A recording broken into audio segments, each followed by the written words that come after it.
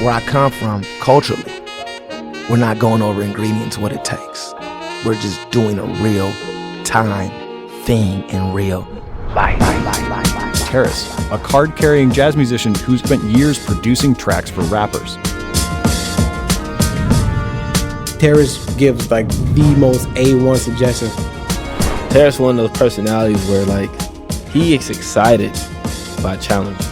He gonna figure that shit out for sure. I felt like the record that we all wanted to make. I could hear Terrace. I could hear it. I could hear him really going in. Terrace was telling me, he's like, man, you gotta be unapologetic. If you're gonna go there, you gotta go there.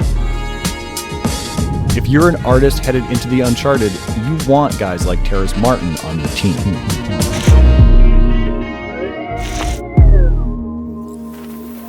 As you can tell, I love sunny Los Angeles. We took a drive out here to Ventura Boulevard to come to the notorious Record One Studios. This was once my home when I created, 2011, 2012. We are back here for another episode. Make sure you like and subscribe right now and go to shoptomorrow.com and get the new flavors, This episode is wild. We're gonna unpack some deep roots of LA and get right into it. Terrace Martin, holla.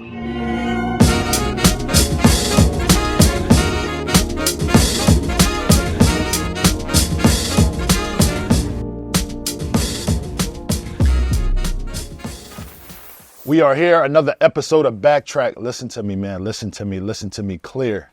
I don't do this often, but I have a family member here, highly influential for Los Angeles, California, multi-instrumentalist, song arranger, Grammy Award and nomination holder, the greatest of all time, a GOAT. Terrace Martin is here, baby. What's up? I'm here. I'm here. You left one thing out. What'd I leave out? I make the best turkey and enchiladas, bro. I do. That must be the LA, Yeah, it's the vibe, yeah. That's what's up. What's going on, Ken? For the people that don't know you, man, I know. But please tell them what you are and where you're from. My name is Terrace Martin. I'm from Los Angeles, California. I started doing music very young. I come from a household of musicians, songwriters, producers, preachers, pimp, hoes, and gangsters. And that's what I'm about. That's the music I stand for. That's the music I do. It's called true music, real music, life music. And I grew up in a chamber of other bad motherfuckers like Kamasi Washington, Stephen Thundercat Bruner, Robert Glasper. We all came up together. But, I'm just a fan of music first, and a music lover, and then I'm an artist. And I've worked with a lot of different cool people. I've been fortunate to meet a lot of different cool people on my journey, and it's been a very fortunate journey. I met you on my journey. Absolutely. Yeah. Absolutely. How did you start? I started doing music. My father is, if I can think back, my father's my first picture of a musician. So I think I started looking at him. He was a drummer? He was a drummer. Okay. Yep. So, and we always had studios in the house. I don't remember a house not having a studio in. So all the musicians, whenever musicians would come in town and move to LA in the 80s from New York or the Midwest or Philly or Jersey, since my dad being from the East Coast and the Midwest, it was like a bridge for the New York and the Philly cats and the Midwest cats to come to our house and other cats that came from those places. So I was always fortunate to have like musicians always come through for a lot of rehearsals and a lot of recordings for like, local things and things like that. Dope. Every day was just music, every day. Dope. We got a lot of unpacking to do here. This is a very important episode, and I'm going to tell you why. We're going to go through the history of equipment, and I want to debunk a couple things. The first thing I want to debunk is coming up in Los Angeles, if you heard it, was mostly funk, right? In the hip-hop space, mostly R&B, mostly hip-hop, West Coast hip-hop, right? Jazz has a big influence and run so many parallel ways with artists. I want to get into the jazz part of Los Angeles and where it started, if you know, how it started, and what was your take on it, and why did you kind of adapt to that first? From my studies, because these things are tricky, originated in New Orleans. Second line vibes and second line, that's the vibe. And then from my studies, When it got to the Midwest, Kansas City or Chicago, it's very, very vague, but they say Kansas City in my studies. They started incorporating the ride cymbal, and that's when you get the ding, ding, ding, ding, ding, ding, ding. So in New Orleans, and when it got to the Midwest, they go, you know what I mean? And then it started spreading out from there. When it got to Kansas City, a gentleman came out of Kansas City by the name, the great Charlie Parker, from Kansas City, helped invent a language called bebop, him along with Bud Powell and Thelonious Monk and Dizzy Gillespie. And my father, being a kid growing up in the Midwest, remember the ride cymbal remember that story just now? Yep. My father being a kid that was kind of born there and then going back and forth to New York with his mom for work and everything, he was able to fall in love with that music, you know what I'm saying? And then, so he had that music in him. My mother is from Los Angeles, California, where her time, popular culture, which is R&B, gospel, things like that. So she was that influence. They met together. They had me. My mom was a very now, like, what's going on? What's on the charts now? Right. So we talking about Howard Hewitt, Jody Watley, Okay. Pebbles. That area. Okay. That era, I can remember the records she was playing, and the records he was playing was like John Coltrane live in '61. So it was. So they go back and even forth. back then, and she was like, "Play that loud. What the horn is too loud. Oh God, what is that? That sound like Disneyland music." You know, the jazz I was listening to was a music from the past, and it was good to study. I was always conscious. My dad didn't like her saying that, but she said it anyway. So I was always like, it's old music, okay, cool. And I was also conscious because my father being a jazz musician, it wasn't a lot of jazz gigs. Right. So, and she's a songwriter singer that was working. Right. And he was playing jazz, all the bad cats. And at this time in LA, there just wasn't a lot of jazz clubs. So I grew up seeing him practice every day. So with her involved with modern music and then him practicing to jazz, I think that's where I developed the jazz thing very close and a personal. It's like studying jujitsu or something. It's like Robert always says, you know, when you study jazz and really become a child of that, like you have a black belt in music. Facts. You know what I mean? You have a black belt in music. So it's like I've always was conscious of that is my foundation. That's what I love. And, you know, I hear jazz and everything. You know, I remember in 1988 when I first heard Groove Me by Guy. I remember young I wasn't playing music, but I remember hearing that sound like something that my dad, but it's not. But I remember hearing those things, you know what I'm saying? So that was how I came up in a household like that. And I also came up that my parents were artists, but they came up at a time, and, you know, LA's always been an expensive place. It's never been affordable for folks to live. Yep. It's never been. It was cheaper back in the day. Even back in the day, the dollar meant something different. So I didn't grow up with famous parents. I grew up with parents that worked day jobs, hustled, and played music at night. I didn't grow up with the whole, I'm going to stop working and do Were art. they in the church too? My mom, at this time, she had grew up in the church before I came along, and she got with my dad. My dad was a fast talker, fly street dude. She had abandoned the church till I was about 12 years old. And then, you know, when they split up, she went back to the church. And then, so I was raised in the church, going to church with my auntie, but I was really raised in the Crenshaw district was my church. That area was my church. You know what I'm saying? But I was raised in that house where I saw day jobs and music. Yep. But I wasn't disciplined. So I never wanted a day job. So I took the music very serious. When I was young, luckily, you know, the creator surrounded me with some very powerful just friends. From elementary school, we all been playing instruments together, and we made sure we did every session in LA. Because I always zoom through this story, because if you're from LA, you know what this is, where it's like you could live in Watts and some high-level celebrity kids could live in Beverly Hills.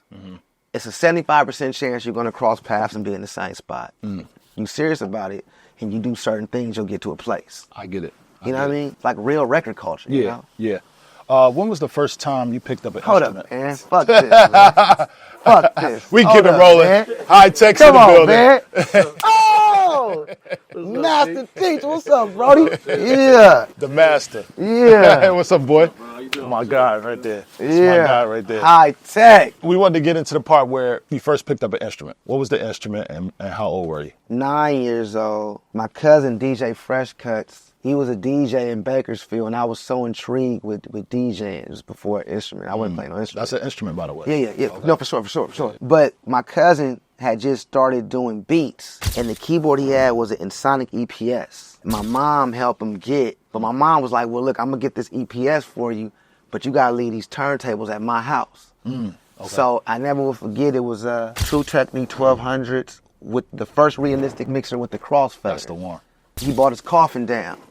You know, making the homemade coffins back then. Yeah. He bought his coffin down and he left him at my house and said, hey, you 9 years old, but I think you can handle these now. And he set him up for me, and it was how we used to rock. It was 2 12s to the left and the mixer to the right. Yep. You know what I mean? Yeah. We call it a handicap. Yeah. That's what we call it, handicap. Yeah, so I did that too because I was left-handed. Yeah. So I did everything to the left. And I was right-handed. But I stole that. I stole that from Primo in Massive Pill video. Yeah. And I was like, oh, you could do that? Because my right hand was shaky. Yeah. You know what I'm saying? Yeah. So I was like, let me go ahead and do it like that. That was my cosign to say, oh, I could do it like that. Before I was keeping it. No, you know what I'm saying? Even to this day, when I set up, I can never do it the traditional way. Yeah. But I was on them turntables, and he left a few crates of records. And this is when I fell in love with the music shit. His by these records, it was doubles of the MC Shan record. The bridge, Queen's Bridge, the That's a bridge. good one. You know what I mean? Yeah. And I was just on them records. Then I remember he also had the Biz Markie Picking Boogers. So I was just reading these Marley Moore, these records. I didn't know what this was, but I was into these records, and DJing was the first instrument. I remember. So then at 12, I started making my transition, and at 12, the ASR 10 had came out. So then I started, okay, let me sample my cousin taught me, oh man, how do we, I wasn't playing keyboard, how do we get the bass lines, the subs? Oh, you gotta sample the Cash Money bass, sample the Cash, oh, how we get the drums? Oh, don't trip, Apache, the front of the Apache, you could take the drums. So I'm now I'm on the ASR 10, you know what I'm saying? Then I'm just at home on the ASR 10 because my mama used to work hard and give me these instruments young, like work 3 and 4 jobs to give me a drum machine. Yep. And then at 15, my life changed. Walking down the street on Arlington, I lived at my auntie's for a minute on Arlington, all through the Crenshaw district, and I remember hearing this garage shake. We walked past this house, me and my friends every day. What was in that garage? And my friends said, that's DJ Battlecat from Uncle Jam Army. Battlecat? He over here? I thought Battlecat was from the moon or something. And all you heard with cars parked in front of his house, you know. Never said nothing to him. Just sometimes you just look at his house, look at the.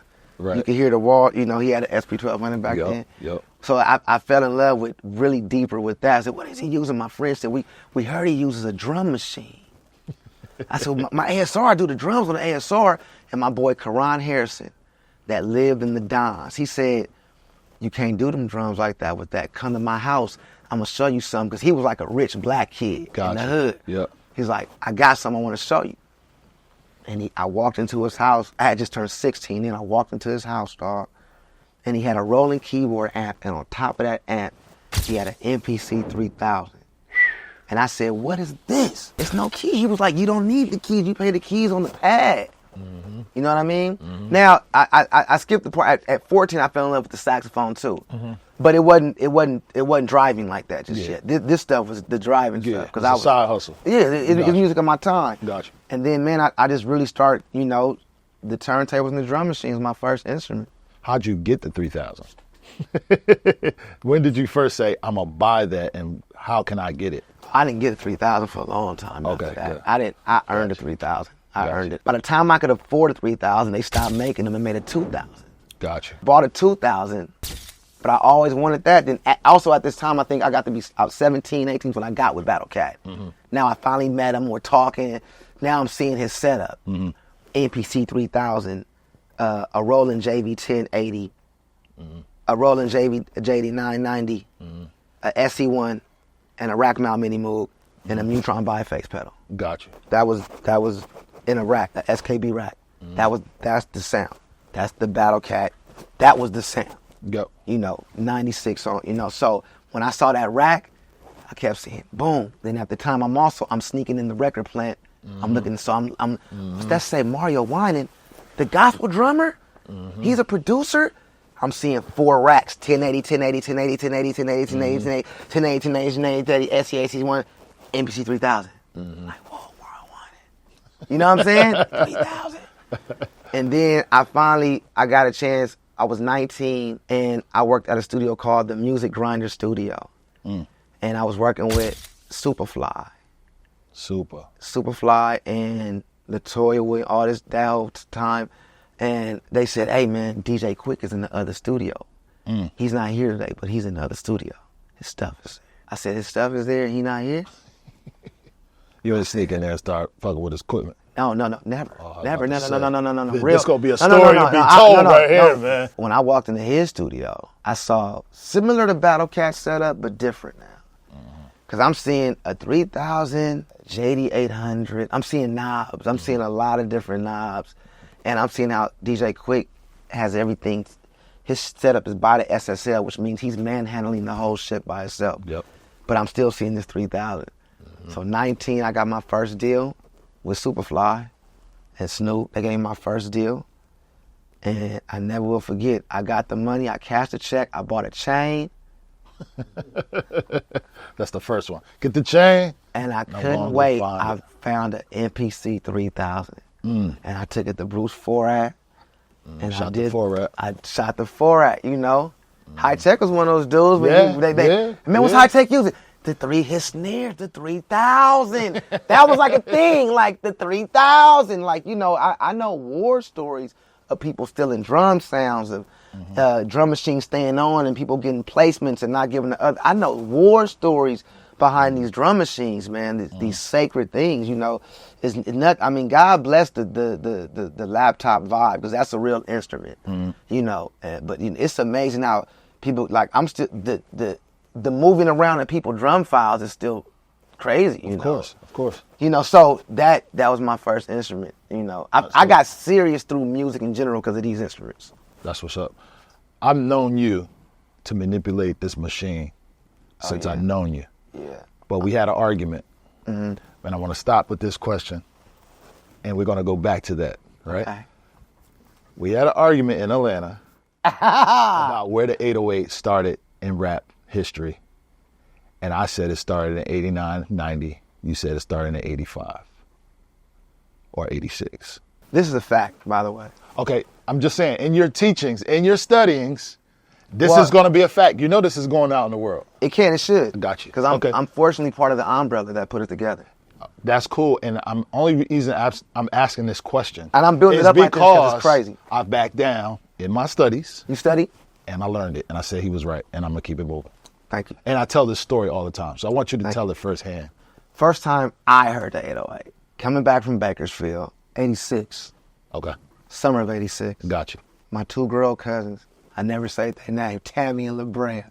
They were supposed to just be taking me back down to L.A. to my mama house because I was a kid and just hanging out. But they had these 2 dudes come pick us up from the bus station. And he had a Nissan truck. It was blue with a gold metallic flake with 14-inch Dayton's on it. Rag top with the rag. They used to have move the rags up like that in the back of, you know what I'm saying? Funny. And he had 2 15s in the back. 2 false gate amps, 1 4-channel, 1 2-channel, 2-channel going to the lows, 4-channel going to the highs and mids for the car. Yep. And we got in the car, put the bags in. He had a Jerry curl, and I get in the back seat. Hey, what's up, little man? And he cut the car on, and I just remember hearing the pop back then. The amps had. Yep. We get warmed up. Woke up quick at about noon. Just thought that I had to be in Compton soon.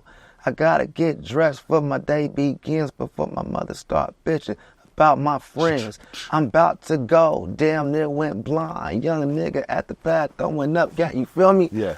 I'm like, and I'm just hearing, and I'm just like, I'm a kid, like, nigga, it's like it's happening. It's happening. It's happening. Oh, I got bit with the bug. I got bit with the Crip bug, the music bug, the gentleman bug, the keep your fingernails clean. His fingernails is clean. He had a Rolex watch on. Hence. You see what I'm saying? I fell in love with this thing, like, and Eazy-E is playing. And I'm just like, it's gospel music to me. The Holy Ghost hit me.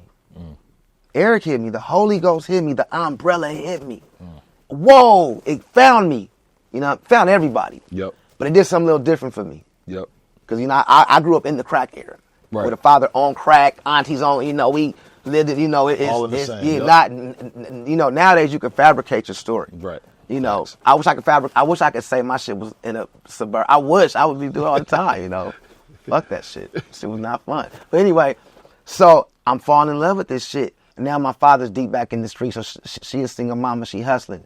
She's selling clothes. So she used to get her clothes wholesale in Gardena at a swap meet called the Rhodium. It was a brother at the Rhodium that had a record store. We're going to get to the 808, I'm on it. No. It was a brother at the Rhodium with a record store called Steve Yano. Sold records of Dr. Dre. Everybody knows Steve. Rest in peace, Steve Yano. Rest in peace, Steve Yano. DJ Quick came to everybody. I still got the Dr. Dre mixtapes, 88 Boom and 87, 88 Boom 88, you know. But Dr. Dre and them would be up there. So one day she drops me off there. No, she takes me to the swap meet. Stay in front of the record store. I'll be right back. And she would just put me in the record store at the swap meet while she spent 2 hours getting the clothes. And back then, we had respect for the mama. Like, you felt your mama hit you when she wasn't even around. Like, you ain't moving. Facts. Steve Yanu said, hey, are you familiar with Eazy-E? I heard a rapper sound like his voice was sore. Like he had a scratchy throat. Because it wasn't no video. It wasn't no video like that. You couldn't see these motherfuckers. You just labels, and that's it. And he said, oh, that's Eazy-E. Was it this? And he played the original version of Boys. I heard the remix first. I said, that's it. He said, well, I'm going to give you this vinyl. Once again, I played the record. I remember again, 808. Boom, boom, boom. Fast forward, years later. Now, don't quote me how I got this information. You just kind of have to know this. But a gentleman by the name of Andre Young, Dr. Dre, a master engineer, trying to figure out gang staging, searching to make it as loud. It was just doing something with sound, caring about the sonic part of a composition. He produced a record called Boys in the Hood. A fresh El Camino rolling Kilo G. He rolled down his window and he started to say, it's all about making that GT. He took it to get it mastered. I won't say the master engineer's name, but the first master engineer said, man, it's something to the effect of, this record sounds horrible. I can't get the distortion out. The distortion, I can't distortion out. The distortion he was talking about was the 808. He was trying to dial out this purposely beautiful boom that had yet to hit hip hop this way. He was trying to dial out a thing. And Dre took it to another master engineer, which you could look at the back of Dr. Dre's records and see the guy that ended up being the thing. For sure. And taking that and, from what I can understand, really helped carving that thing out to make it present and to make it what we have today. That's what I believe to be the start of 808. And that's a fact.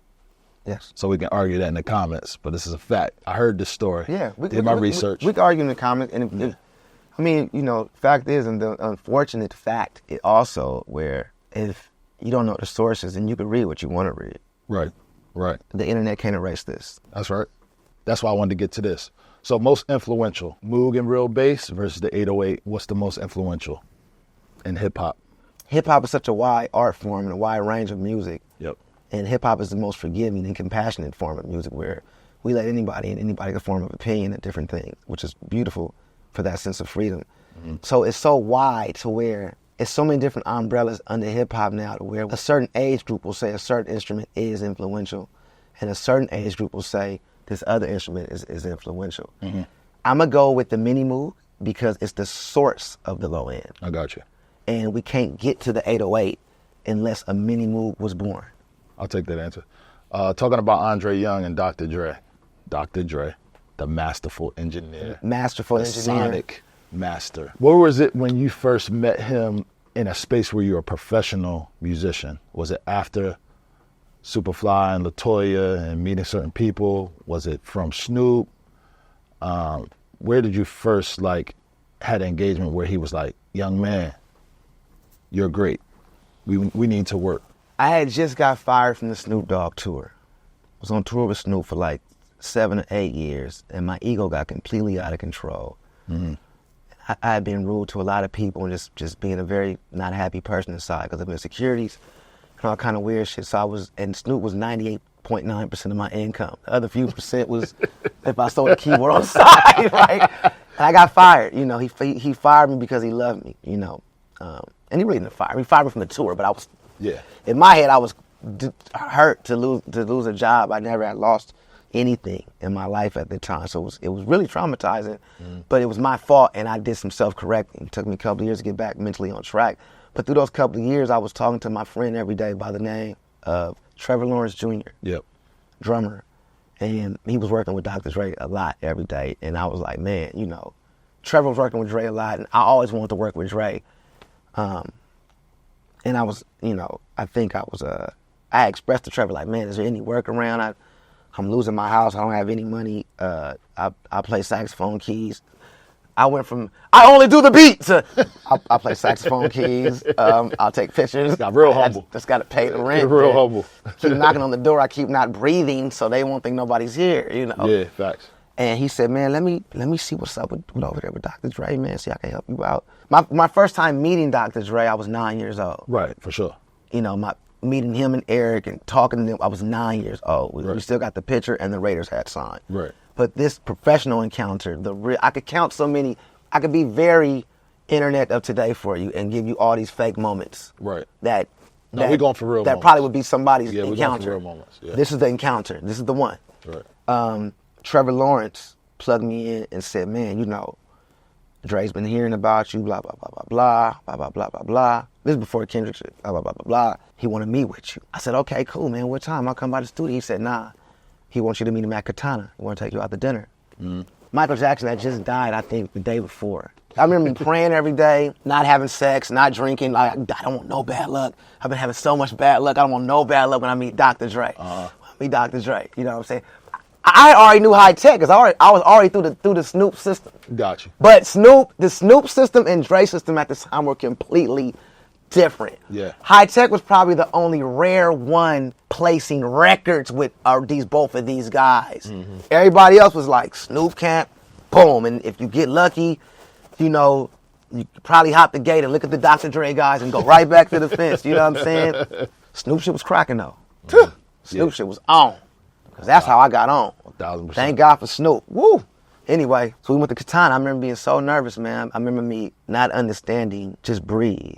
I remember being so nervous because this is my master teacher. This is my hero. Like, I was bred to work for Dr. Dre, Snoop Dogg, and Herbie Hancock and Quincy Jones. Mm-hmm. I was made of certain things to be handed to them. Mm-hmm. I was created musically by Reggie Andrews in the streets of Los Angeles and the jazz community to work for these 4 guys. These are the only guys I want to work for my whole life. I didn't want to work for nobody else. Mm-hmm. I still don't care to work for anybody. Mm-hmm. That's why every time one go, I just be like, well, I guess I'm about to be lonelier. Right? So we sat dinner. I'll never forget, man. He ordered so much steaks. He was, you know, steak, you know, shape, you know. I was about to sit next to him, and he said, oh, no, it's right there. It was right in front of him, and I'm like, oh, man. Hot seat. Oh, man, okay. You know, because I thought I was going to meet him in the studio. That's my comfort zone. Yeah. Now, this is my first, wow. This is my first example of being uncomfortable in the music business. Being challenged. Something that's ain't no horn around. Yep. Dr. Dre wants to talk. So I'm talking to him, and we're having a great night, and we talking about music, and boom, he had just went on Apple Music and bought all the Michael Jackson stuff. So he's like, I'm about to go through the, another gentleman was there, I forgot his name. A lot of little secret security in the cut. Yep. Eating dinner like, oh, that's when I first said, don't move. I need something like that. You can't even say hi to Dr. Dre. Your hand goes, you know what I'm saying? And I remember me having this full conversation with him and, you know, answer all his questions and yeah. And I remember me going home feeling like that went well. Mm-hmm. That went well, you know. Trev, how'd it go? Oh, it went great. And then I never got a call back. You know, I never got a call back, and that bothered me too a little bit. Then I'm really like, what's going on with me? What's Snoop? What? My brain started, you know, and through this dark time, which was dark to me. Dre probably he was too busy to call me back. Kid, I just met you. Man, go somewhere. Right. You know what I'm saying? That was, you know what I'm saying? He's Right. Dr. Dre, man. Right. I'm just so happy I was. To this day, I think about that sit down about twice a week. You know, like, man, that was for something. Yep. Let me tell you what it was for me. And that was my first time, like, sitting down having, like, I think that's when we, Terrace, Dr. Dre, Terrace, you know. And then just through the years, always seen him. But at this time, this dark time in my life, when I lost the gig, I didn't get hired by Dr. Dre. I think I did one Robin Thicke rehearsal, and I walked out of Robin Thicke rehearsal because they said, hey, horn player, check your mic. And I had never been talked to like that. So I said, man, fuck this gig, fuck this corny ass music. I'm fucking out of here. So I left. And I was rehearsing Lawrence Dobson. The next room had say, oh man, don't trip. Come play for Lupe Fiasco. So I said, okay, I'll try. I went play for Lupe Fiasco. One rehearsal. I looked at Lawrence, I said, I've been with Snoop so long, I don't know how to, I've been in one camp my whole career. I don't know how to act outside of that. I don't, so I was, you know, now I'm alone though. I'm out here alone. And through this alone time is when I tapped back in with my good friend Punch over there at TDE. This is, you know, hey man, I'm home. I got time, man. What's up with J-Rock, man? I got time. Okay, we're going to stop right there because that's a whole nother story to unpack. Oh, Okay? yeah. But I wanted to get into, you mentioned I like two you, names. get it? You mentioned two names. So Herbie Hancock, and I had this argument with people. I feel like they started rap. Okay, right? And the Last Poets. Then we have Quincy. Fact. We have Quincy. It's a fact. It's through our studies. I can't never say fact. Through our studies. Common truth is the new, you know what I'm saying? Common opinion is the new truth. Yeah. All right, so then you have Quincy Jones, somebody you're really close to, right? Two guys. There's an African proverb, right, that says, when an older man dies, we lose a library. How do you feel about Quincy Jones and the recent passing? I feel thankful. I feel thankful that the Creator allowed us to share space with a human that went through what he went through and was very giving with sharing every story and every roadmap and every hieroglyphic with how to get to success as being a human being and as being a black human being. Yep. You know, which is not easy. It's not easy. And he left a roadmap, and I think he lived years and years. You know, I've been through a few Quincy scares. You know what I'm saying? So, you know, I got to be very close with him through the older age, and really just he was so giving with every form, every community. And I think I feel fortunate. I feel sad that we can't go to Switzerland no more and go to, he'd be the oldest man in the jam session from 12 at night till 9 in the morning, sitting down at his jam session at the Montreux Jazz Festival every year. You know, him saying the most awkward things in front of people and not giving a fuck and dare you to say something. You know what I'm saying? And him really being truthful and honest about how he felt. You know, and him always knowing he's a black man, but his superpower is knowing he's a piece of everyone as well. That's right. That's right. And that's the thing with Quincy, you know, because when you grow up on a certain side of the fence as a black musician, you know, it's especially not making money and different things like that, you kind of grow up learning things from a bitter standpoint. And it's a lot of things you blame the outside world for different things. So when you meet a Quincy Jones and a Herbie Hancock, you meet these guys and they say, no, you could do it. You could get here. No, that's all outside. That has nothing to do with the truth. The truth, you could do it. You know, that's what he stood for. That you could do it is Quincy Jones. And I think I feel good about his time on Earth. We'll miss him. We'll miss him. And you know, we'll become familiar with a like-minded spirit again. Facts. Herbie Hancock. Let's get into that. I did mention that I believe they started rap music and hip-hop music. Last Poets, Herbie Hancock. A lot of people have argued that Herbie Hancock did not because he was emulating rap at some point on a few albums. And I was like, I was offended. Who said that? Say their names. I can't say their name. Say their name. I can't say that. Fucking but just know dummies. they're weirdos. They're dummies. They're weirdos. We gotta say dumb. Yeah. You can say dumb. Are we gonna cancel for dummies? We can do dumb. That's dumb. We can do dumb. Dumb. So See, that's why they can't say they're study. They don't study. That's why we unpacking it. So we Damn, can know man. what's going on. Come on, y'all. Herbie's relationship with you. Explain that. Where it start? Did it start from jazz or did it start from music in general? Started from Dr. Dre. Okay, gotcha. Everything starts with the Dr. Dre umbrella. I was getting back to that dinner. After 5 months of me feeling, why didn't Dr. Dre call me back? My mama said, Dr. Dre's done everything for you. You walking through his door. You behind him. What you mean? Fast forward, I got with Herbie Hancock because Herbie fell in love with my work through an album called To Pimp a Butterfly, which is Kendrick Lamar, TDE, under the Dr. Dre That's why umbrella. I set this up. So come on, unpack You it. know what I mean? With the Dr. Dre umbrella. And, because that's when I bumped back into Dre at a different level. When I bumped back into Dre, it was me mixing with Ali, the J-Rock record.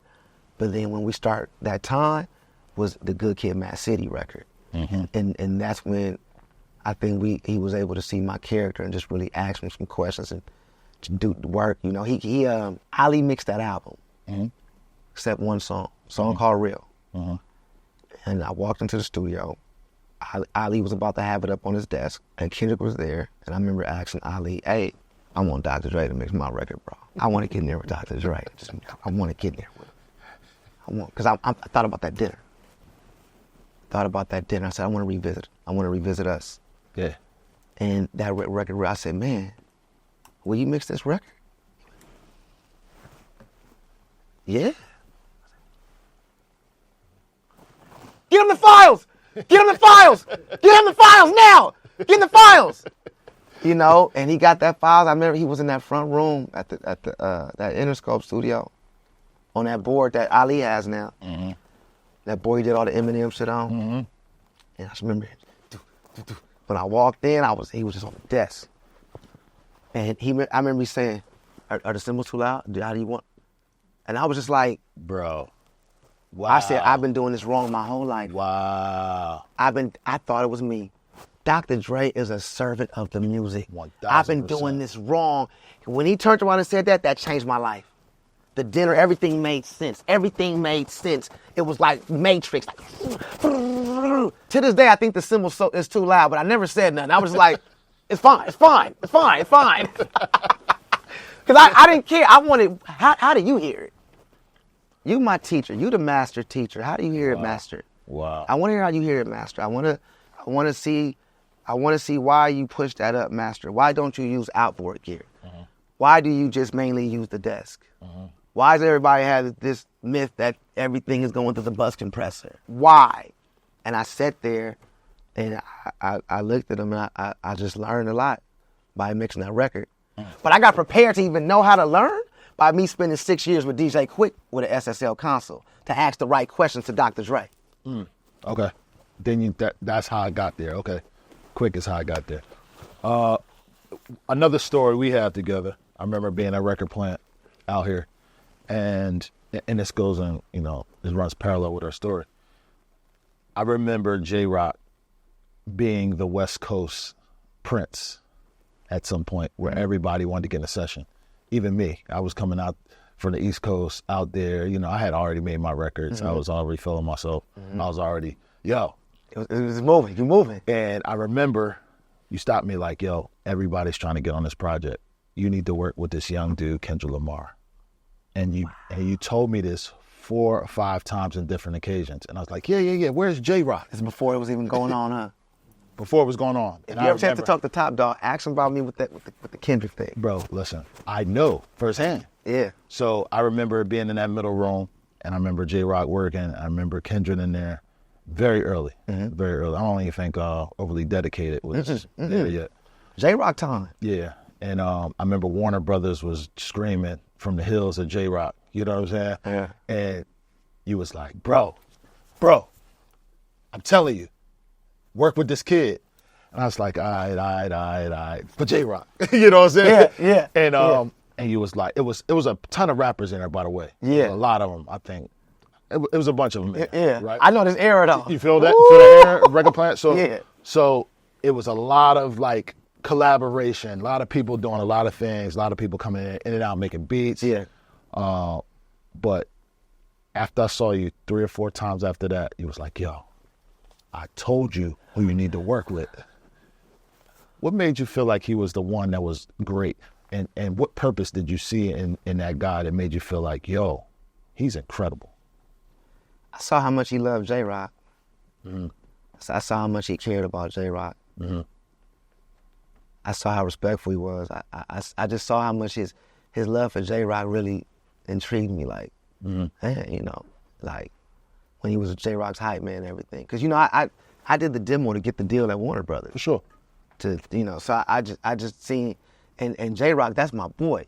That's my, we done been through some shit. Hey, shout out J-Rock. Shout out J-Rock. Stand-up guy. And I love the way J-Rock loved him and how J-Rock, whatever verse Kate I did, J-Rock knew all the words. You know, I just saw that friendship. Right. And Kendrick reminded me of another one of my master teachers that put me on in the game is Ricardo Brown, Corrupt. From Germantown. We're going to argue this. No, he's from Germantown. Get in the comments. I told you he's from Philadelphia. No, he's They from keep saying, Philly. no, he's from LA. I've been with him in Philadelphia. Philly. I've been with him in Philly. We rode through Germantown. Yeah, for real. Yeah, we argue about He from this. Philly. Yeah. He gonna tell you from Philly. Yeah, he is. You know. And around Philly people. Yes. Now, if he's around y'all, he gonna be like, I'm from LA. From now me, he gonna hit me with the, yo, boy, yo, what's up? Yeah. You know what I mean? Kendrick reminded me of Young Corrupt, and he come from that cloth. 1,000%. You know, because I always say, as far as MCs from the West Coast, it's like MCs.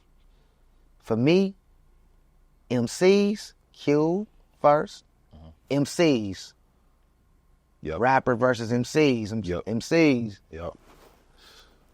I feel like Cube opened that thing up, but then when Corrupt came, Corrupt was able to give us that LA subject matter with that East Coast flow. Facts. Over the beats and with that diction and that depths of like, it's the incredible. Crazy. Like who ain't Crazy. Crazy. laying like simply, like it's just the words, you know. So Kendrick reminded me of a person that could throw as many words. His rhyming skills, I used to like him because Corrupt used to have rap school. He used to teach all these guys how to rap. Where he, you know, take one word, cuz, and rhyme. You don't got to rhyme with that word. Rhyme, take that middle word, rhyme with that, and then, but really be detailed. Like this, like it's no mystery why these guys are great. These ain't guys just popping up. I rapped 6 months ago, now I'm a billion. This ain't that world. This is the dojo. This is why a lot of these people records can't come back through because they naturally just don't have it in them to do it again. Right. So a lot of kids are getting lucky and they can't penetrate again because they just don't have these certain tools that these guys I'm talking about have. Yep. And Kendrick, I saw all the tools in him young because I grew up in a dojo. At that time, I was the baby with Snoop in them. Yep. But I was the 1-2 years older than these guys that wasn't nowhere on the scene. So I was the only link to a form of success because of Snoop. Dope. But so I would take all the game and take it back to the village and try to build my own village. As you should. You know? Funny we go back because as I'm broke and all this shit and got fired from Snoop, Dre never called me back. I left Robin Thicke. Thank God I left that shit, man. That would have been, I didn't want that shit on my resume, man. That shit was corny as fuck. I ended up giving the gig to my homie Isaac Smith, Joseph Lineberg and them. They you know, but they did the gig. That shit was some bullshit. Anyway, and then what's the homie from Chicago? Lupe. So I was no money. Yep. But in that house I had in Porter Ranch, on Harnett and Wilbur, since I was squatting, that's what when you're not paying rent, and you got the burnout lawyer that's making it go over and over again. And I was getting electricity on a fake credit card. I said, well, shit. And the homegirls had the food stamps. So I was like, well, I might as well just record a gang of music. And guess who was the people coming over recording? That's how you get the young Wiz Khalifa. That's how you get the Kendrick Lamar. That's how you get the Dom Kennedy, the Problems, the Soundwave coming. You got all these things coming through this home. You know, these things are developing like I'm doing all this music. Now nobody got no money.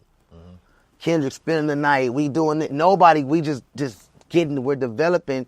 One thing in jazz that's important. Any music, but my jazz teachings is when you get with a couple of guys that do music like me, Roberts, Thundercat, Kamasi. We work in the jazz world because we have a sound. Yep. So what we were doing in the hip hop, we were building without realizing. We were building the building blocks to what would become the next freedom of sound. And while we're building this, on the other side, you had a Calmatic that was taping us and driving back saying, hey, it's these kids in Ladera from Hawthorne, Tyler and all them, they doing some other shit. I went to some house parties. Yep. You got a kid named Casey Veggie, 15 years old, this is school coming. So you got all this motion with me, and now I'm fired from Snoop, so the creator has given me time to where now whatever lessons I've learned from Snoop and them, be ready for give the to these level. kids. Yep. And let's just work, let's get a sound. I ain't got no money, but I got beats. That's money. Hey man, what's it like working with high tech? Oh, he the shit. Hey man, give me a high tech beat. Okay. It's like working band, okay, because I spent time with these guys. I spent real time with these guys, years. Yeah. So, that time of right when you think it's going bad for you, it was a growing pain. It was a growing pain. We got into this earlier, but I'm going to argue and say that the 3000 isn't your weapon of choice. Because if you step in a room, that's not the first thing you ask for with me. Here it is. It depends what the room is. I'm a jazz cat too, so if I'm going to play with Elvin Jones, the drummer, I'm not going to bring no drumsticks. Okay. The drummer got it. Okay. This motherfucker, he's a sharpshooter. I'm not trying to jam with you. I'm trying to make real estate with you. Got you. So I ain't got time to be fishing around no this. You hearing drums every day. Got you. Every day you hearing drums. So I'm gonna go with our strongest point. Cannon is gonna lock the drums in. Got you. High Tech gonna lock the drums in. I'm gonna do the drums when it's just me. Or when we feel that. Or maybe text me and say, hey, I like them. Let me play the bass. But my thing is, the harmony part. If I'm with the drummers, if I'm with the harmony guys, I'm on the drum machine. Got you. You know what I'm saying? Gotcha. We don't need to be. Everybody need to hold the steering wheel. Yep. That's why I wanted to ask, because if you're working with like Robert, right? You're working with Glasper or Poiser or one of these guys, and you guys can do. If I'm working with them, listen. It's everything because they are strong. They're really. I appreciate the humbleness, but I'm willing to go on a limb and say, are y'all battling for space? Or do you just say, hey, I'm out the way, let me stay here? I've usually made the deal while we got the budget to be in the room. Done deal. So whoever could play, could play. I just happen to know how to play. So we're going to get into the records. What is this right here? I see drones up here. Drones. It's a great record. Thank you. And because the stems are up, this is because all these people were a part of this record. They actually come be here to re-vocalize this record. And this is also a classic. It's been a minute. And Robert Glasper is probably on tour making $1 million. That's what he does. So we're going to go through it from here. What was your mind frame on getting this record done? And what were you trying to do? What were you trying to accomplish? I did the record in a laptop. The original idea was in a laptop. Logic? No, Pro Tools. Pro Tools, okay. Pro Tools, with a lot of VSTs, some 808 drum sounds. Got you.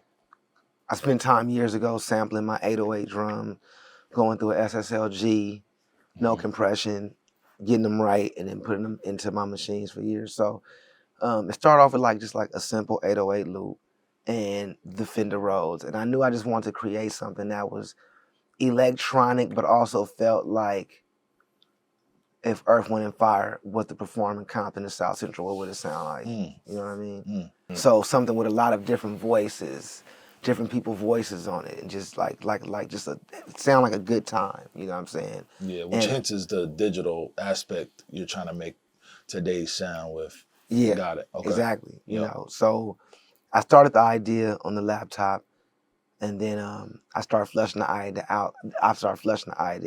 Starting with the drums. I knew I still wanted the element of 808s, but because I was getting bored with 8-bar 4 loops, I was getting bored with the things repeating themselves. Because I also try to, at this time, and still to this day, I try to make my music mirror. It makes me feel good to make music that's similar to what my opinion and what my learning of life is, which is not perfect. I like music that the time wavers. I like music that's not perfect. I don't like music that sounds perfect because life's not perfect. So I wanted my friend Trevor Lawrence to play drums on it, but I didn't want drums. I wanted 808s still. I didn't want live drum sounds because I just didn't want live drum sounds. And he's always searching for sounds and stuff. So I said, man, here's the demo. You know, do we got some real 808 sounds? He did some 808 stuff, and it sounded good. And then when I got the session, when he played live 808s on the electric kit, like all the way down, live 808s, like the live 808 drum sounds, with the file to the computer, and got my original 808 drum machine out and was doing sound things like replacing the 808 with the real 808 drum machine. On things like that. All these cool new programs and plugins that you could just put the sound in and it'll map it out for you. You know, so it was fun doing that. And then with the keyboard parts, I wanted to the drums. Let's just run the drums first. Yeah. When we did the drums for the 808, him playing live with this rolling V drum situation, he only spit out 2 channels left and right. So I couldn't have them individualized, and I needed them individualized. So it started off like this with the drum stem.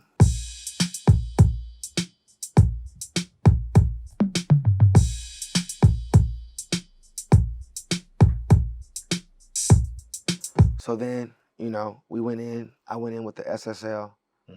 The SSL has the best, to me, I just grew up off of it, but it has the best, like, channel strip vibe, you know what I'm saying? In general, because it has, on the desk, it has gates, compression, EQ, everything is there, you know? Expander. Yeah, like one of the first ones to really have your whole life on a channel. You know, gate and compression and EQ, and like, still genius to me.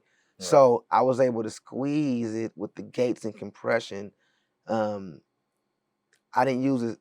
Stem plugins weren't out, so I had to make my own vibe, and it was like, so this is the kick where you can still hear it.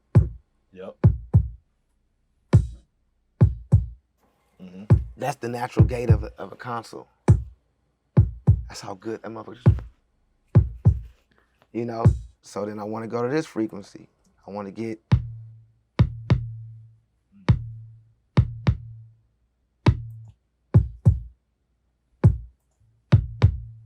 That's under that. Right. It's not a long 808. It's not a long one because I got to play a bass line through this song too. Gotcha. So no clashing. Yeah. Like I don't mind the clashing sometimes. I love that. I love when the out-of-tune 808 come in. I love that a lot. That represents life. It's not perfect, but I wanted a bass line, so you got those.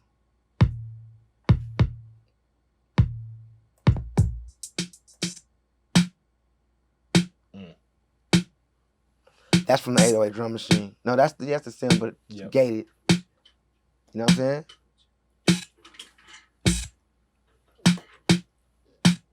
And we put that up under the stereo stem.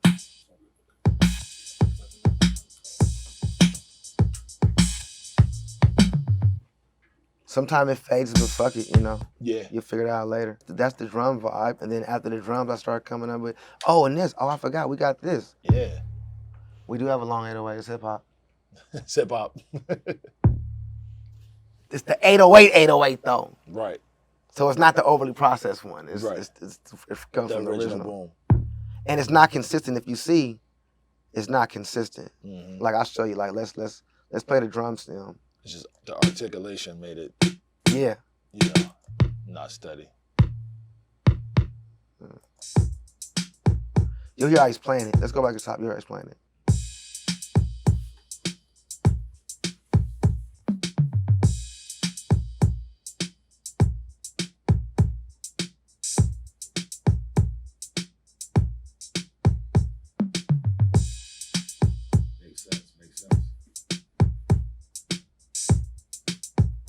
This almost feel like it is. So okay, got you. I'm a DJ first. Got you. Okay. Everything starts from the DJ perspective. Right. That's the best. That's the cheat code. You can look back and see how people move, and you control it. Right. So yeah, it is that. I cut the rolls with Keyscape at first.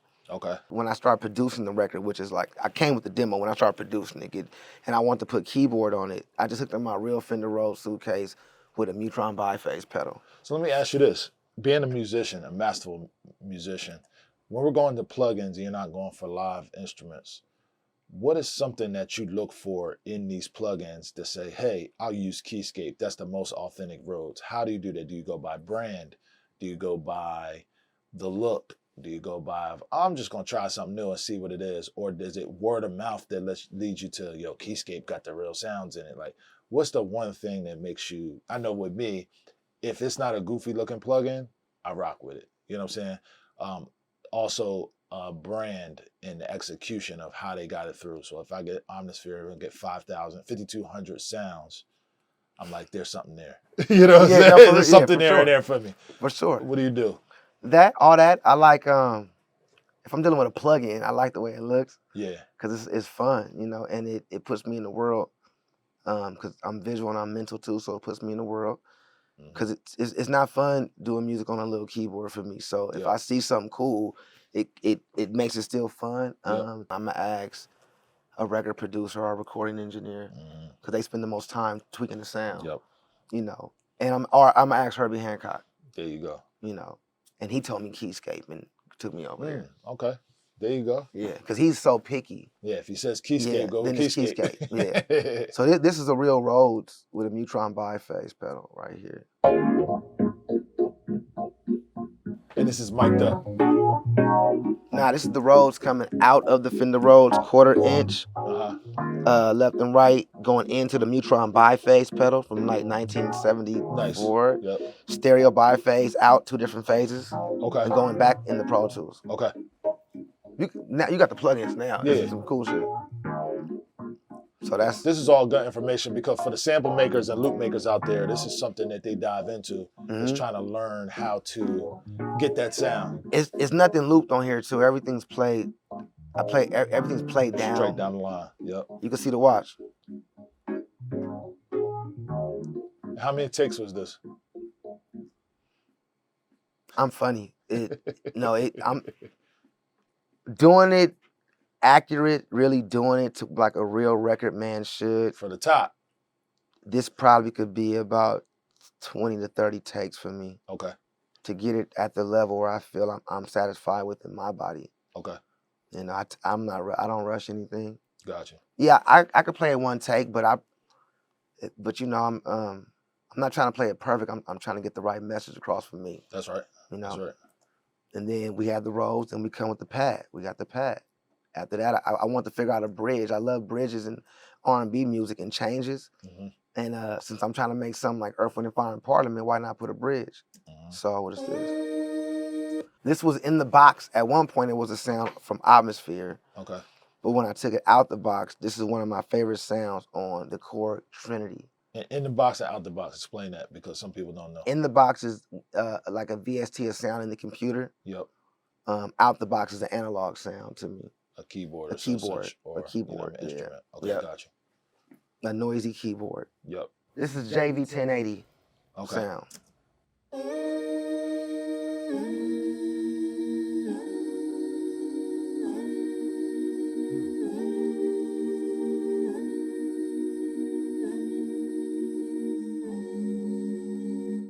So I wrote that part.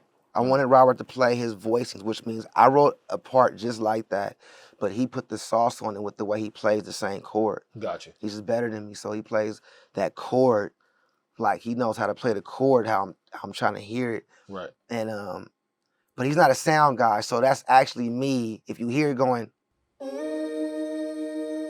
that's me standing next to him on a pitch bend. And I'm tweaking the sound on a pitch I'm doing. So he can just do this. He's a pianist and a Rhodes master. Right. So he's not a pitch bend guy. So that's me going, like I want. Together. Sam, you got all that kind of footage. Classic.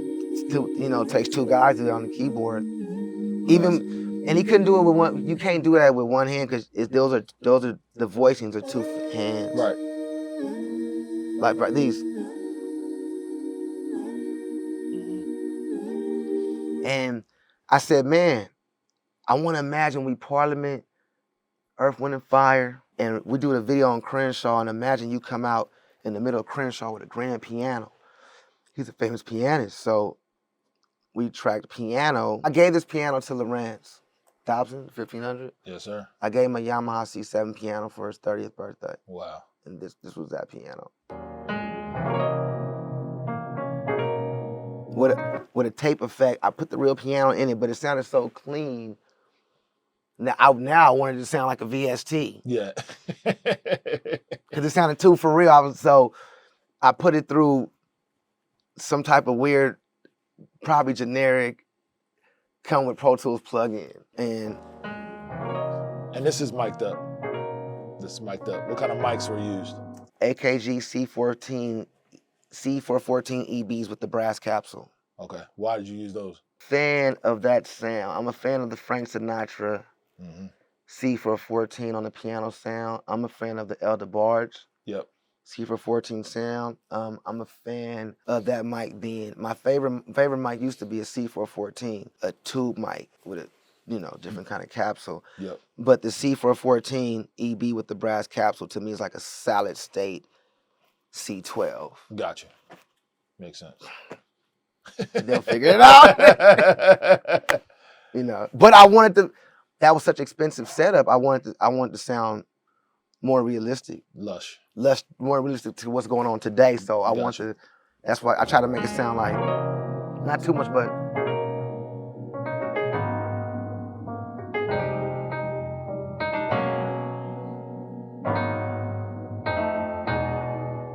just like an artifacts feel to it. Yep. Yeah, gotcha. And we put that on top of the string part to make it dramatic. Watch.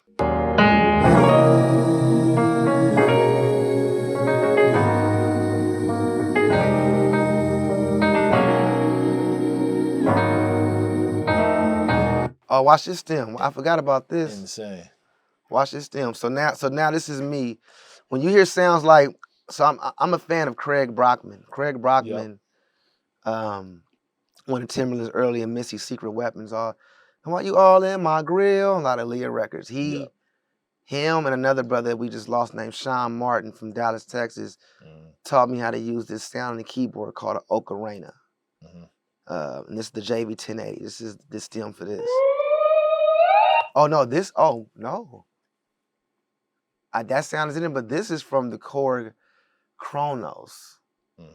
This is a sound, a stock sound, the ooey some in the Korg Kronos, but this is on top of that stuff. Watch this. And this was like, because we're doing a song called Drones about this new world, this new hypnotizing world of internet and things like that. So I was like, what sound can I make spooky? Because it's scary to know that you could believe things on the internet and be possessed by them. So what sound subconsciously is like a horror film of the past, but freaky of today? And I found this sound.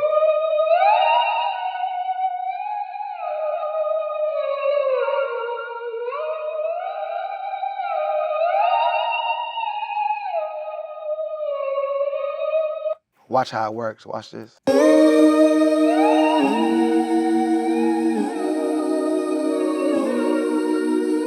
Crazy. Watch this. Watch Rob. Clip it, make it dirty. All the clips are on purpose because it got too clean. And I was editing on my laptop when it got way too like, okay. So you know what I'm saying? Boom, boom. Let's go on down. Don't show we get into the other vibe. James Fauntleroy. So Kendrick Lamar wrote the whole song. I did the music, he wrote the whole song, right? Okay. The original demo is just me and him. So he wrote James' parts too? Yeah. Yeah. Interesting. Yeah, he wrote James' parts, Ty's parts, everybody's parts. Like interesting. The Oracle. Yeah, he wrote all this shit, man. His little genius ass, man. He wrote all this shit. And I remember when it come time to clear it, I thought I was done with it. I said, let's clear it.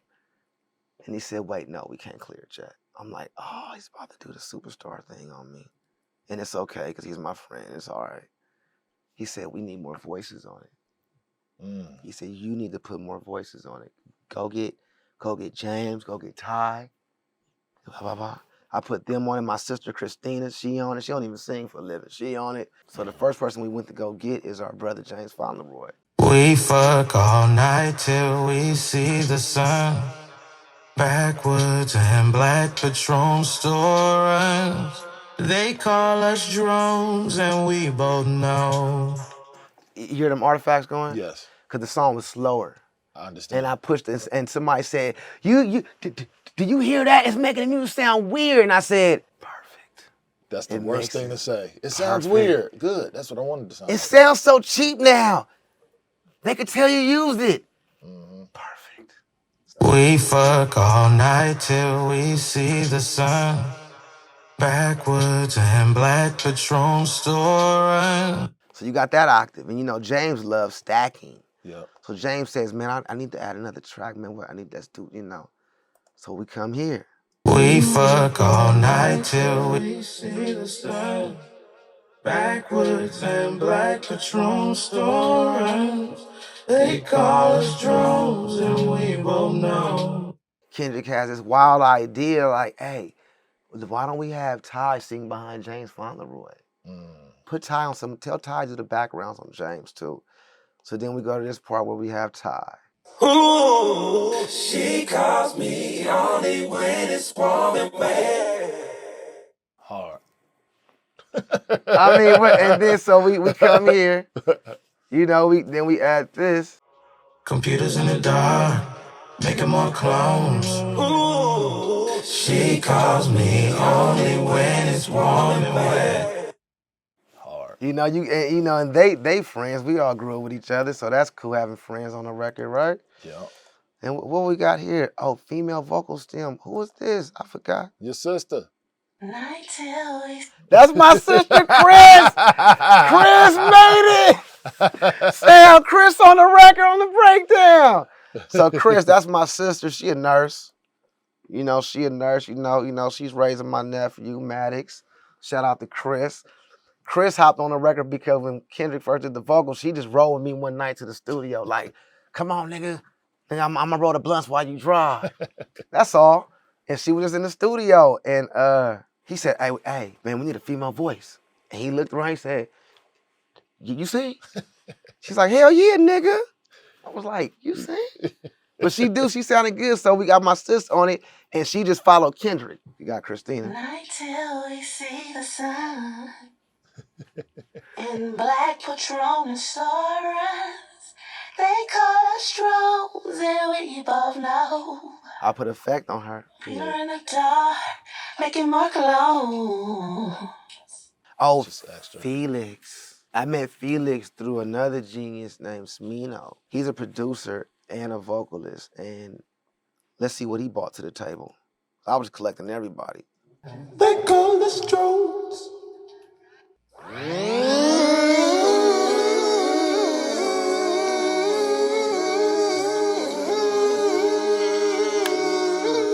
Told you I hate loops. So, Felix, what is this? Terrace vocal stem. I got a new job working on her peeler. Yeah, I'm in there. Shannon, I haven't seen this record in a long time. Ooh, wee, baby. You smell that? Snoop Dogg. Now that's funky. Oh, you say you do? I think you don't. You will? No, you won't. Thank God for social media. Hieroglyphically, scientifically speaking, I don't know you, but you know me. Oh, wait. So we got Snoop, right? Oh, I got Snoop, though. When I was done with the song, I was just playing at Snoop's studio. He was like, oh, I got to get on that. And I thought he was going to write a verse, and he got in the booth, and he just said that. It's like, that's it. And I was like, that's perfect. It's perfect. So Kendrick did the whole demo. Then he went back and redid his vocals again. Yep. So we did this record in like 2015. Uh-huh. And then he went back and redid his vocals like in 2021. You know, I was like, let's put it out. He was like, let me do my vocals on. And I was like, oh, because I was scared, you know, like, But his voice changed. His voice changed, yeah. Yep. I was just scared I wasn't gonna be able to, because he's he's my guy. I was like, oh, that's gonna be another 20 years I get it back. But he did it real, turns it around, and this was what he came up with. And no conversation is no communication is no education is but penetration is no dedication is no revelation is but stimulation is and the vibration is I love effects and Pro Tools. I love Pro Tools. I love the computer, you know what I'm saying? So Marlon Williams is the most recorded guitarist in hip-hop music. Me, Kamasi, Thundercat, we all got to Snoop Dogg personally because of Marlon Williams. Marlon was Snoop's guy because Marlon was brought into the game by Superfly. Marlon got a sound, and this is that classic West Coast Marlon Williams sound, so honored to have him on the record because he has a sound that's like, watch this, nobody in the world plays like this. Nobody.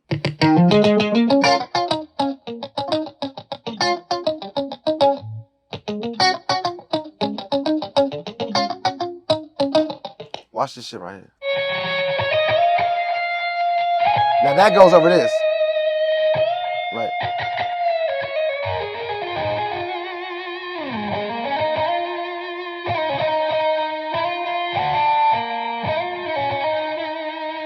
That part is over this. Watch how lyrical this is.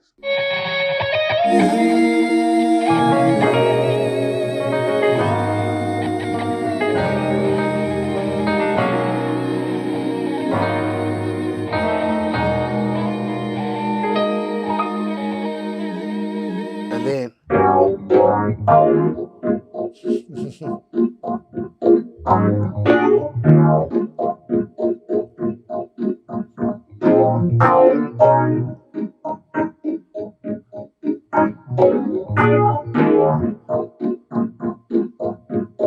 all right, here we go.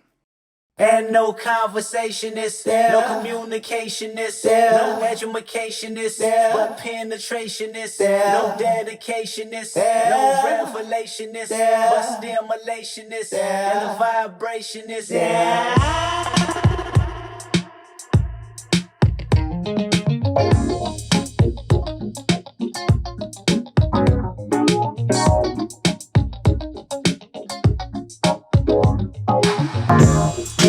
We fuck all night till we see the sun. Backwards and black Patron stories. They call us drones and we both know. Computers in the dark, make them all clone. Mini Moog. Mini Moog.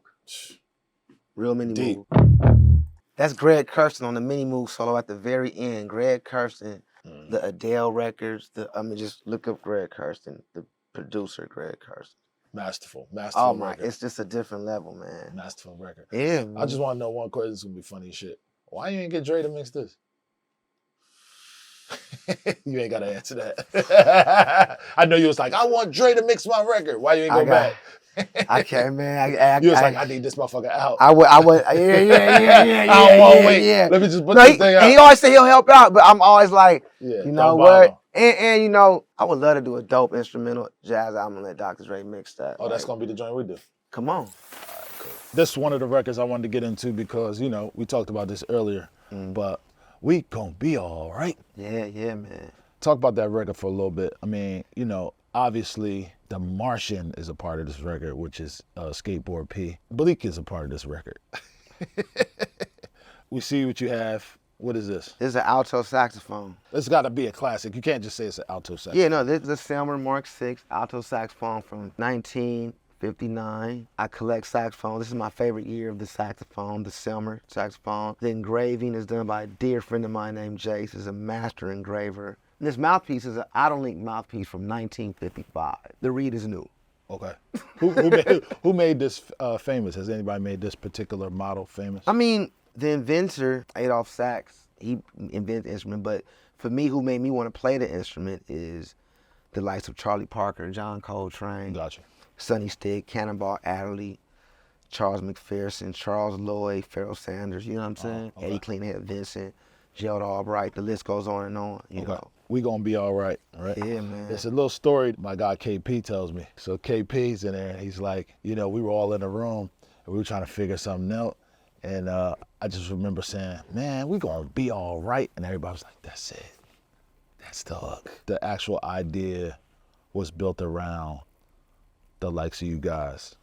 When did you come in and kind of curate some ideas or write? And by the way, when I say write, in the musician's world, keyboarding, drumming, writing, playing is all writing. Yeah, for sure. I hear people say that often, like, don't get it misconstrued that because you think he's writing somebody's raps. No, they're writing. If I invite him to the studio to play, he's writing. Yes. So I just wanted to get out that way. So Yeah. when did you get a chance to actually write a part, or did somebody tell you, come in and write a part? Towards the end of the To Pimp a Butterfly album, and, I remember when the record first came in, when it had another artist on the record. It was already a great record. It's for real, like. But to get it where it could fit to be a part of the message Kendrick Lamar wanted to put out, it had to come through our situation, because we were so locked in with a sound, and it was so collaborative. You know, I mean, to get a body of work of that magnitude, can't just do that alone. So that record came through the Pharrell channel. I forgot the gentleman. I remember when Kendrick did his vocals on it, I said, oh, wow, this record is changing, man, wow. So you always, you know, when you're in the studio, you always hear the records, where the records are going. And so, you know, like the records are a bunch of little kids, kind of. You just kind of know, like, where all your children is at. So they said, hey, man, you know, Kendrick wants you to play on that Pharrell record. We're going to be all right. I'm like, oh, his boy Chad plays saxophone. You know what I'm saying? Chad plays everything. Yeah. Chad will learn an instrument in 15 minutes. Yeah, Chad. He'll be on a flute in a second. Chad player, and I'm a fan of those guys. Facts. I'm a fan, you know. Facts. So when they asked me to play saxophone, and I was kind of hesitant because I've never worked with Pharrell, but I was familiar with him from working with Snoop. He was the captain of that album, R&G. And I produced a couple of records like Fresh Pair of Pants. A few records on that album I produced. And he was the guy that music had to run through at record plant. So I got a chance to get to meet him and everything like that. And I just always knew he always loves being a part of his records. As he should. He loves the music. And it was a big deal because when they asked me to play saxophone, I was like, well, does Pharrell know I'm going to play sax on it? You know, I just, you know, I respect him, you know. Right. And, you know, I forgot what the answer was. Maybe it was like, man, let's try it. Let's just get the vibe, and, you know. Yeah. And I went there and I played some saxophone parts. I don't think like nobody liked what I played at first, because I was trying to, you know, I mean, up until that album, it was like, for me to play sax on your record, they used to call me too musical. All right, here's the, you know, like with the jazz guys, I wasn't too jazzy enough. With the hip hop guys, I wasn't too hip hop enough, you know. Later on, I found they both was hating. You know, it didn't, because I was doing everything they both wanted to do at the same time. And be free, you know. I just was being me. So I played something on that album that I assumed I judged him, which was unfortunately very, very wrong of me. I assumed playing a certain style what he would like a Kenny G, smooth jazz, more smooth approach. And I remember him and Soundwave stopped the record like, nah, man, like you just play the same style, how you wrote the song for free, that aggressive. The Mo Better Blues, play the same. That's why I'm saying bleep.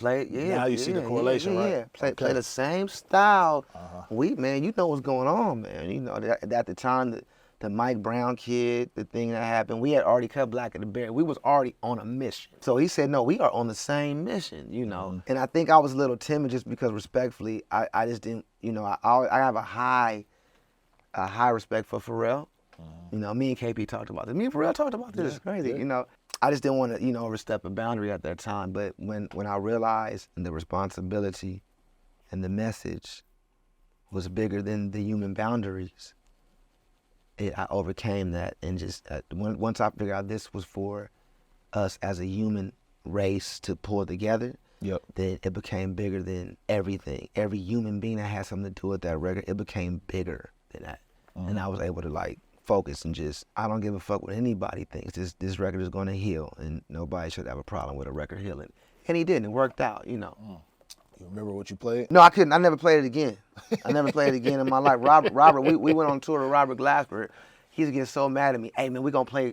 We was in London. Always sold out. Oh, you know what I mean? Going freestyle. Of course. Hey, man, I want you to play the We Gonna Be All Right. You know, just went in. And I was like, no. No. And he was like, why? You know, I just felt like that, you know, people don't, for me, working on certain albums, it's like a piece of your spirit that interchange. Some things aren't for entertainment for me. Like, we're not thinking of going platinum and Grammys, and we're not thinking of that while working on To Pimp a Butterfly. For sure. We're not thinking of who got the dopest music. We actually don't give a fuck who has the dopest music. We don't care who you think is the best. We're trying to give a signal, a back call out for other allies that can help what's going on in life right now. You know, so if you're an athlete, imagine everything you've learned put to the test in 5 months. Like, but not really 5 months, has been a lifetime. Because if you ask Kamasi Washington, he'll say, man, this shit started in 1993 when we was in Reggie Andrews' minivan, thinking how can we blend this stuff. But so, you know, going back, I never played those records live. I played for free live one of the songs, but a lot of those other records, like I think it's me, I don't want to play the saxophone over a beat in Las Vegas, that part. Shout out to all the people that get down like that. I'm just not on earth for that. So I don't remember what I played. I've never played it since I played that. When I can't, you know what I'm saying? But you know, it's because it's not mine no more. Once you put a record out, it ain't yours no more. It ain't even mine no more. That's why I wouldn't, you know, I don't be partial to this. I just pay, man. You know the vibe, man. South to the world. I do know the vibe. Yeah. Tell the people where they can find you. You can find me if you're supposed to find me. Great answer. You can find me where you always know I'm going to be, right here on BackTrak, baby. And I only said that because he was going to say that. You can find me on all that too, motherfucker. I'm right here now, man. Terrace Martin, family. Thank you. I appreciate you, bro. Yes, hey, you a bad motherfucker, bro. Yes, sir. Yes, sir. This dude, you know, I got attached to him because respect to everybody, but he was at a time when everybody in Atlanta was using a sound respectfully, and it was a big sound. It was everywhere. He incorporated the boom bap and still broke through. Imagine that's the shit that Andre 3000, Outkast does, Dr. Dre, where the tempo like when Nothing But a G Thing came out, everything was house music on LA radio. Them niggas came out where the DJ he couldn't blend it. The DJ had to go. They had to break the mold. Yep. And breaking the mold still fit within the compounds of everything. That's a bad motherfucker. That's why motherfuckers don't break the mold. That's why we're not gonna hear about y'all past a certain time. Y'all trying to sound like everybody motherfucker else. You broke the mold, man. I appreciate you. That's why you respected. I don't respect a lot of our peers. A lot of them suck, but you a bad motherfucker. High tech. I appreciate Come on that. now. High tech. High tech. Yeah. Massive. Get high tech on camera, Yeah. man. Stop playing. Yeah. Shit, man, we got high tech. Come on, 25 alive. That's right. 27 going to heaven. Come on, with your tight ass shirt. Fuck, you got that shirt on phone, man. Man, you look like that cologne bottle with the man's chest. Jean-Paul Gaultier. Yeah, you look like that motherfucking model. You a motherfucking walking cologne bottle. Make sure y'all like and subscribe, man. Good times. BackTrak.